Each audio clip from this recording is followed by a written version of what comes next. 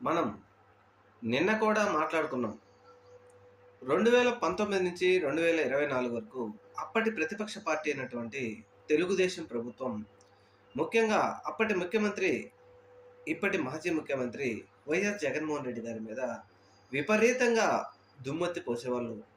అయితే ముఖ్యంగా ఇవన్నీ పట్టించుకొని జగన్మోహన్ రెడ్డి గారు విశాఖపట్నంలో ప్రభుత్వ భవనాలు, ప్రభుత్వ భవనాలు 350 కోట్ల రూపాయలతో ఆయన ఏర్పాటు చేస్తే, దీని మీద యెల్లో మీడియా రాసిన రాతలని నిజంగా మనం అసలు రాష్ట్ర ప్రజలు కూడా ఈ భవనాలు, రిషికొండ భవనాలు జగన్మోహన్ రెడ్డి గారియే. జగన్మోహన్ రెడ్డి గారు టబ్బు పెట్టాడు, ఆ టబ్బు పెట్టాడు, ఈ టబ్బు పెట్టాడు అని వీడియోలు తీసి మరీ ప్రచారం చేశారు.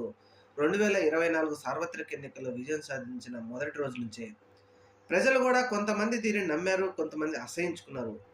అయితే సరే, జగన్మోహన్ రెడ్డి గారు చేసింది కొంతమందికి అది నిజమా అబద్ధమా అనేది తెలిసినప్పటికీ, ఇప్పటి ప్రభుత్వం 99 పైసలకే విశాఖపట్నంలోని ఎకరాలు 33,500 కోట్ల రూపాయలు విలువ చేసే భూములని షెల్ కంపెనీలకు కట్టబెడతా ఉంటే ఎందుకు మాట్లాడలేకపోతున్నారు? నోట్లో నుంచి మాట ఎందుకు రావటం లేదు? అప్పట్లో కనీసం 350 కోట్లతో బిల్డింగులు కడితే మాట్లాడిన మీరు, మరి ఈరోజు 3,500 కోట్లు పుక్కడగా ఎవడికో దోచిపెడతా ఉంటే ఈరోజు నోట్లో మీరు ఎందుకు మాట్లాడలేకపోతున్నారు?